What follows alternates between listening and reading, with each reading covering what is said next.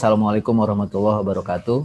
Teman-teman semua, bertemu kembali dengan saya di sini Muhammad Hanif dan Ferry Latuihin, kami berdua dari Tanam Duit.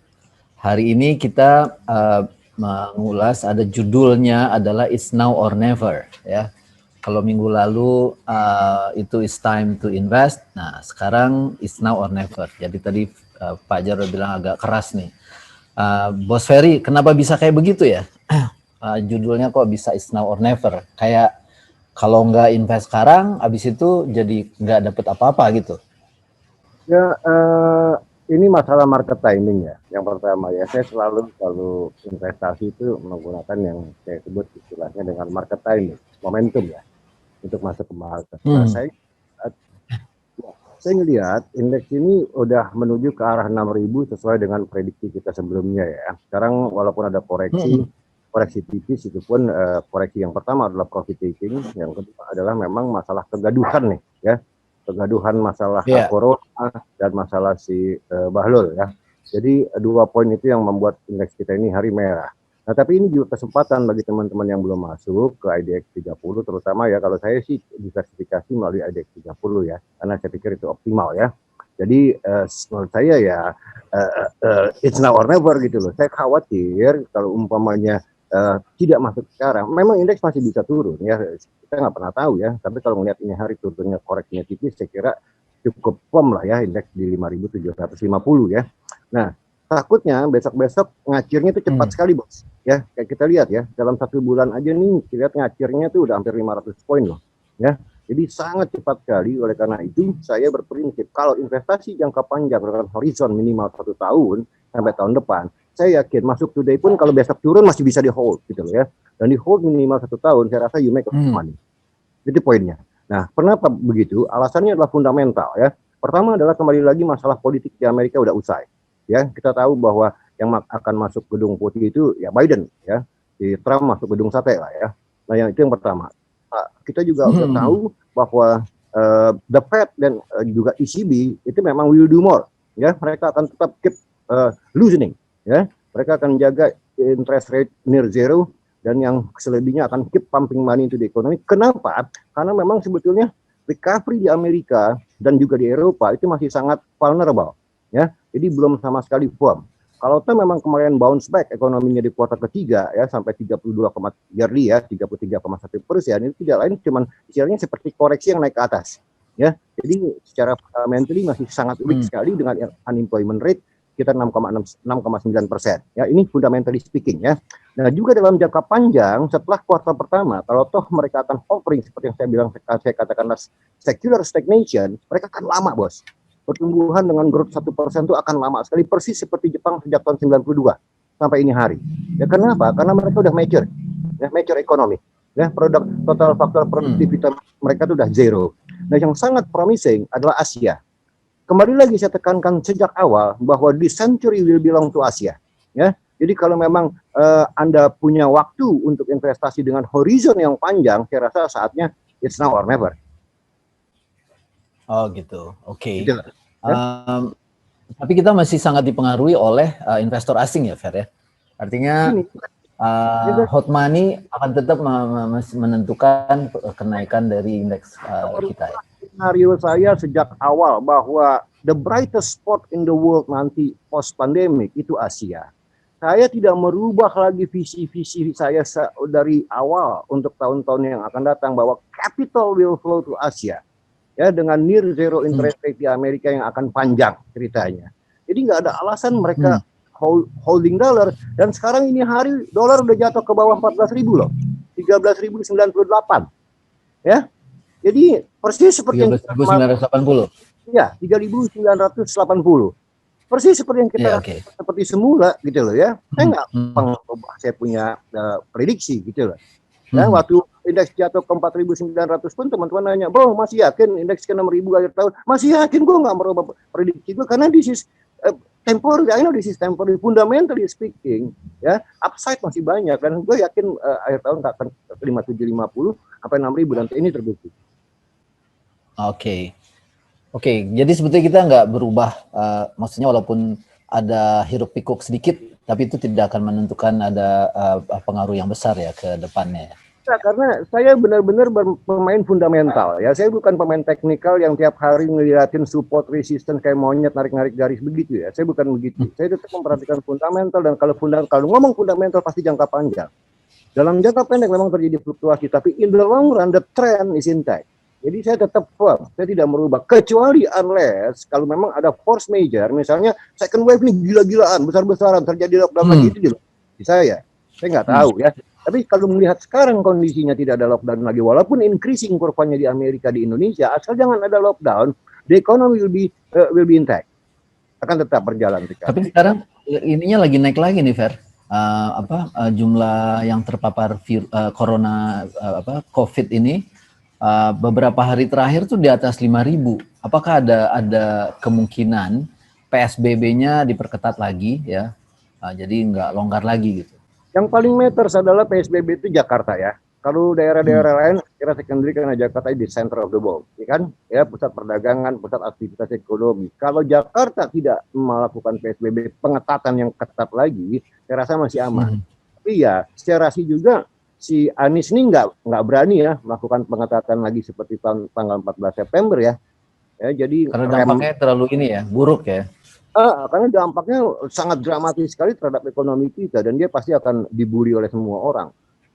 Risikonya mungkin di demo, Jadi saya rasa enggak itu ya, enggak terjadi. Tapi memang bahwa increasing kurva ini sangat mengganggu, ya kan, dalam jangka pendek. Tapi juga jangan lupa sebentar lagi vaksin OTW nih, ya. Vaksin godot nih sebentar lagi, ya kan, siap deh semua. Datang. Mantap disuntik, ya. Buat vaksinasi ya. Nah, ini akan merubah lagi ekspektasi masyarakat bahwa now ya the vaccine is available, ya udah disuntikan vaksinasi. Saya merasa lebih yakin bahwa economic recovery will be faster. Oke, thank you Fer. Nah, untuk nilai rupiah sendiri, Fer, kalau makin kuat itu bukannya semakin jadinya nggak selalu baik kan sebetulnya kalau semakin kuat. Ini gini, rupiah yang menguat itu satu dalam current view adalah bahwa there is a money flow ke Indonesia. Kalau enggak akan ada penguatan rupiah. Nah, artinya there is a positive sentiment untuk negara kita, ya kan? Apakah mereka masuk ke bond market, ke stock market, ya kan?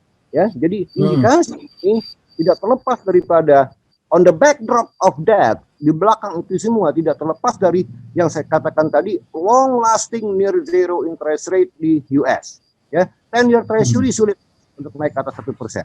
Mungkin hovering 0,7, 0,8, bisa juga sliding lagi ke 0,6 ya. Sulit untuk mendapatkan 1%. Sementara 10-year treasury bond kita masih menawarkan 6,7, 6,8%, bos. Ya? Betul. Bedanya terlalu banyak ya. Jadi masih atraktif benar gitu. Persis, yield differential yang sangat gemuk sekali. I see. Oke. Jadi rupiah masih tetap akan menguat ya. Itu lebih karena adanya influx ya, ada masuk dana, mereka tukar dolarnya jadi rupiah sehingga demand terhadap rupiah meningkat. Nah, itu yang membuat rupiahnya menguat. Begitu kira-kira ya? Exactly. Yes. Oke.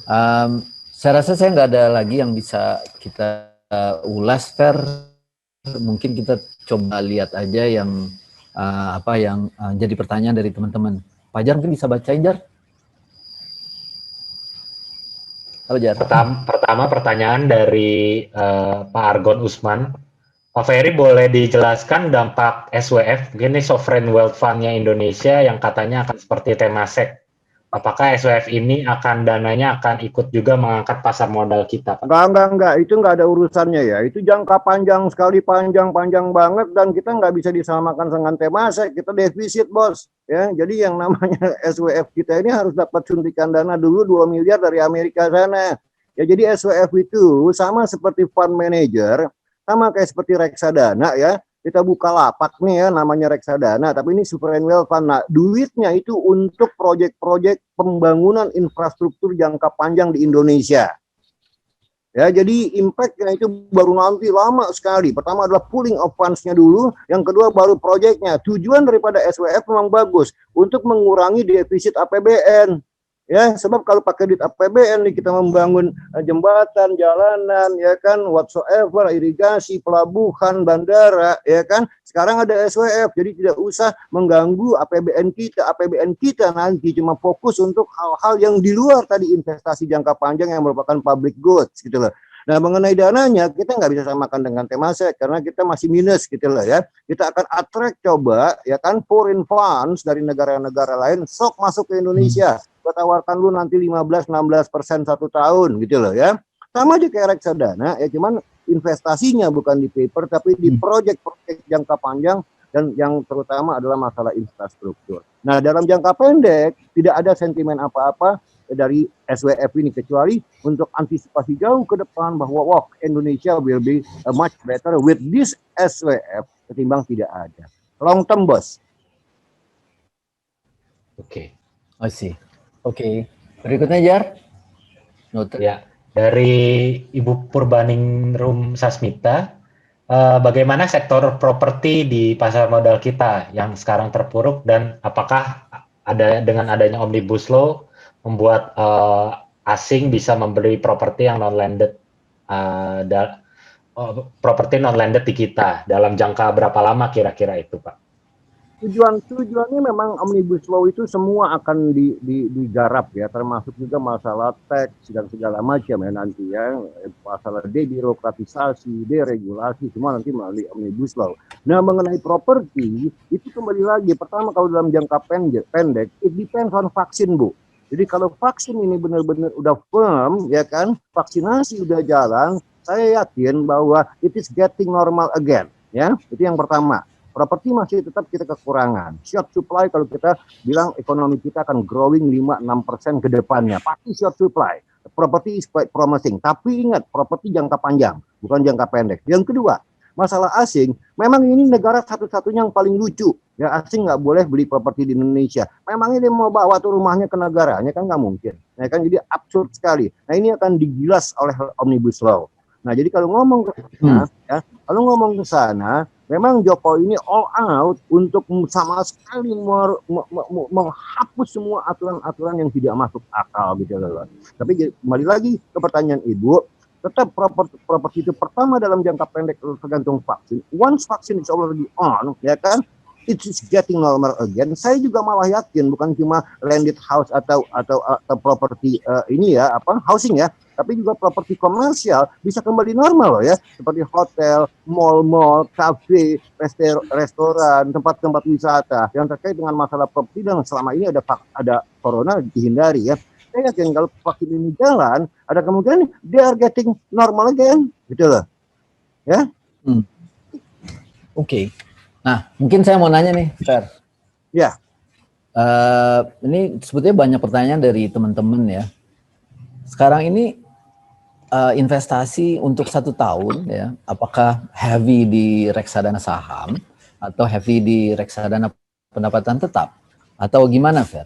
Ya. Kalau saya tetap gini deh ya, supaya adil kita pilih 2 reksadana, punya duit 100 perak, you pilih reksadana pendapatan tetap atau you pilih reksadana saham. It depends on the risk appetite ya kan. Kalau saya risk appetite-nya tinggi dan saya yakin bahwa saya punya investasi horizon lebih dari 1 tahun, 2 tahun juga nggak masalah, 3 tahun juga nggak masalah, semua 100%-nya saya taruh di reksadana saham saya ya kan.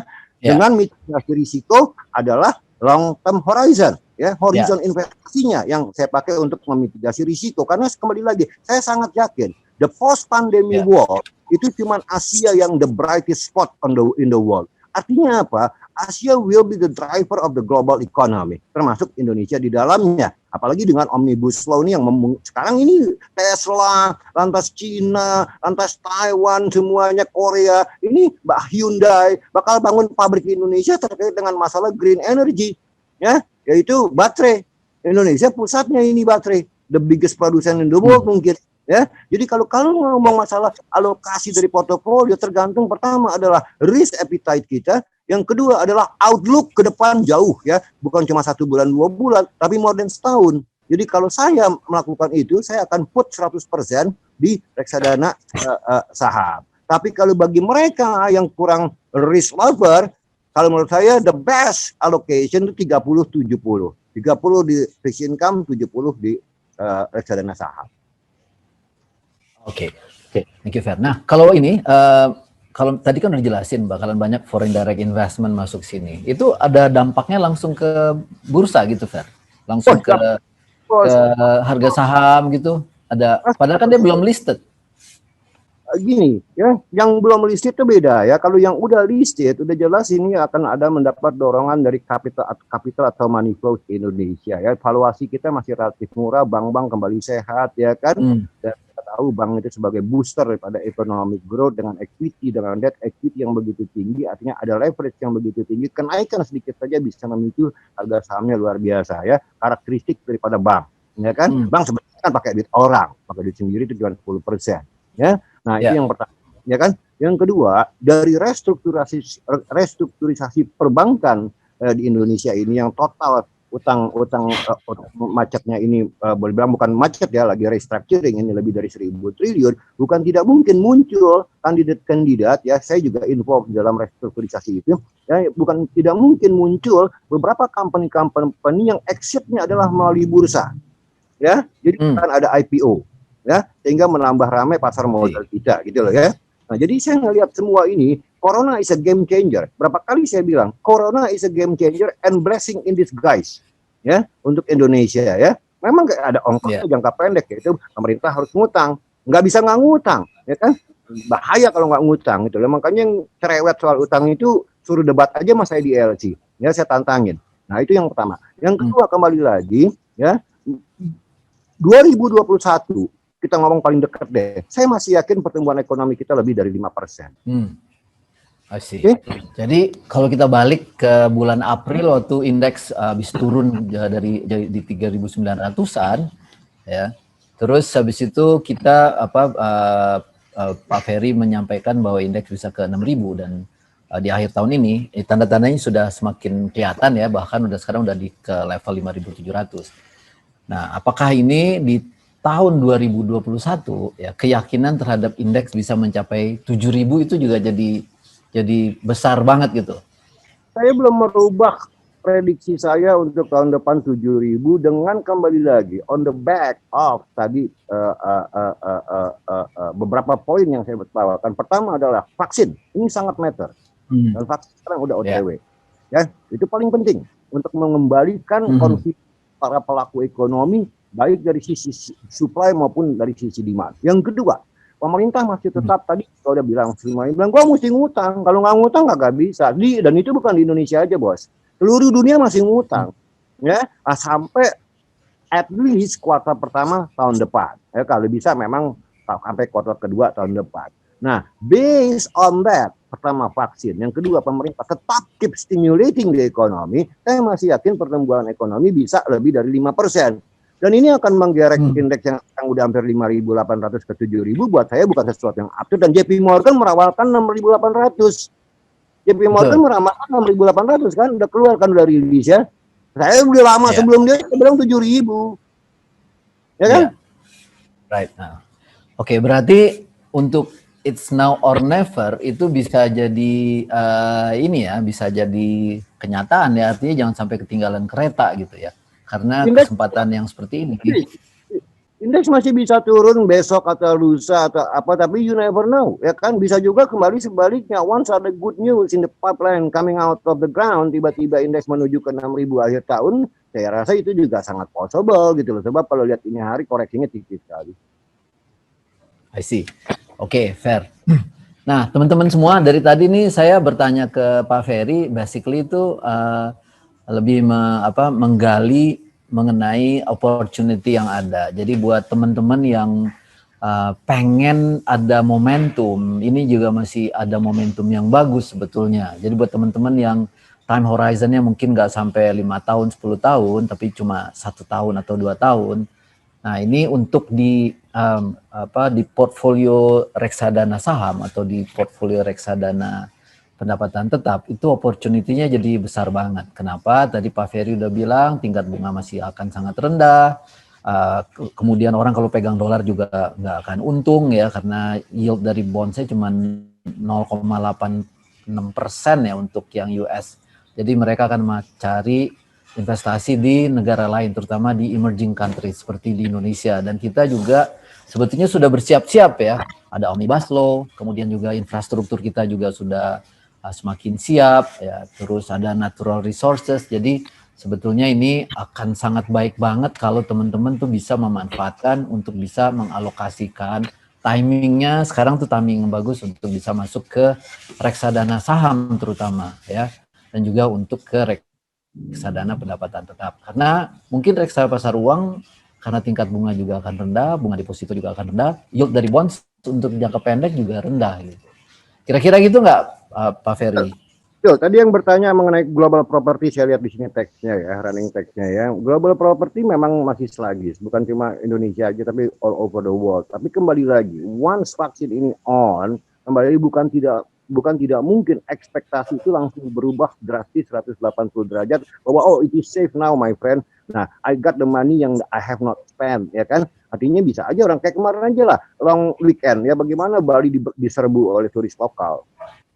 Gitu loh ya. Okay. Itu kan penuh sekali ya kan. Jadi menurut saya kembali lagi tergantung ekspektasi masyarakat kembali tergantung how credible the vaccines are, dan saya yakin the vaccines are credible. Ekspektasi masyarakat akan memboost up apa yang namanya pent up demand, bukan tidak mungkin Bali juga tahun depan udah penuh lagi.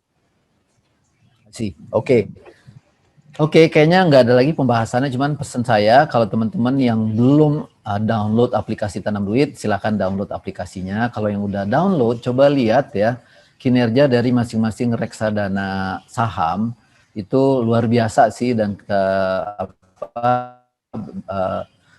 kenaikannya banyak. Ada beberapa yang di atas IHSG, jadi itu dia outperform dari indeks ya. Nah, ke depan berarti karena masih ada opportunity, teman-teman sebetulnya mungkin bisa mempertimbangkan untuk bisa menginvestasikannya di reksadana saham ya. Apakah itu reksadana dalam bentuk indeks ataupun yang reguler. Mungkin ada lagi Pak Jar yang mau bertanya, kalau nggak ada mungkin kita bisa selesaikan di sini. Ada lagi Pak? Ada lagi tadi dari Pak Ari Sabri, tapi sepertinya tadi sudah sempat disinggung oleh Pak Ferry jika profil risiko investor moderat dan konservatif, apakah perlu mempertimbangkan ke portofolio reksadana saham? Masih sesuai ya Pak? Sesuai dengan Pak Ferry tadi 70-30 ya Pak? Ya tergantung horizon investasinya ya. Kalau horizon investasi 1 tahun 30-70 fine. Tapi kalau horizon investasi Anda lebih dari 2 tahun, kalau saya risk lover, saya semuanya 100% dari reksadana saham ya. Jadi IDX 30. Iya. Oke, mungkin pesan dari saya aja ya. Arahan atau masukan dari Pak Ferry, ini analisanya kan sebetulnya kita bisa lihat kita udah record ini sejak dari bulan April tahun ini ya, dengan berbagai macam bukan pertimbangan tapi analisa yang disampaikan oleh Pak Ferry, dan ternyata analisanya itu realitinya sama yang seperti yang diperkirakan oleh Pak Ferry. Jadi mungkin teman-teman bisa bisa mempertimbangkan juga mengenai analisa ini sampai ke akhir tahun 2021. Karena menurut saya make sense apa yang disampaikan oleh Pak Ferry tadi ya, situasi kita sampai di akhir tahun 2021. Jadi kalau horizonnya bisa lebih dari 1 tahun atau lebih, opportunity-nya tuh besar, bahkan buat orang-orang yang risk profile-nya nggak agresif, mungkin moderat atau konservatif, bisa mempertimbangkan untuk masuk sedikit. Nah, coba-coba aja dulu. Itu Jar, thank you. Silakan Pak Jar. Thank you Pak.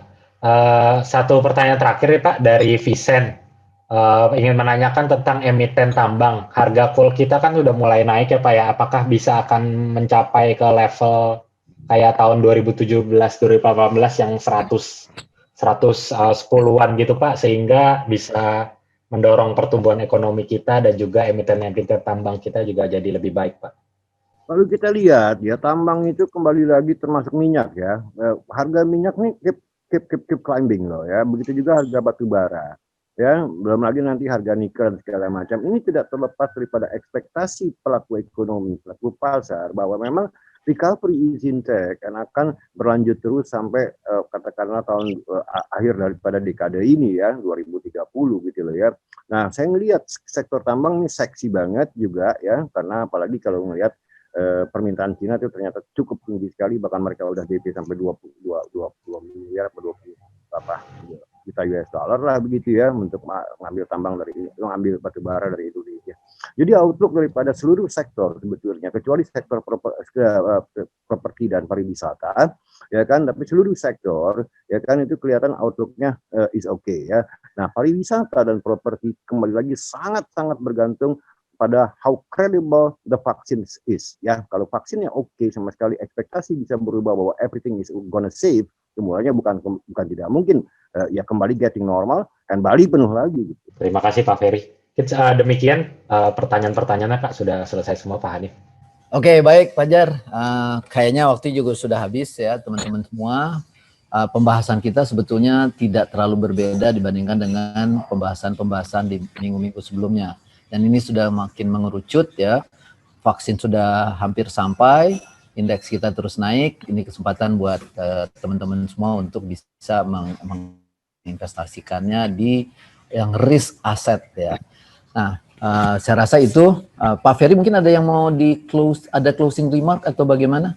Sesuai dengan judulnya closing remark saya sih kembali lagi now or never ya. Saya nggak tahu besok bisa turun lagi atau enggak, tapi at least kalau jangka panjang saya yakin di make money. Oke, baik kalau begitu teman-teman semua, terima kasih atas perhatiannya, atas kehadirannya di acara ini. Mudah-mudahan ini bermanfaat. Lebih dan kurangnya kami mohon maaf. Kami undur diri. Sampai ketemu di minggu yang akan datang. Terima kasih. Sampai jumpa. Terima kasih Pak Ferry. Thank you.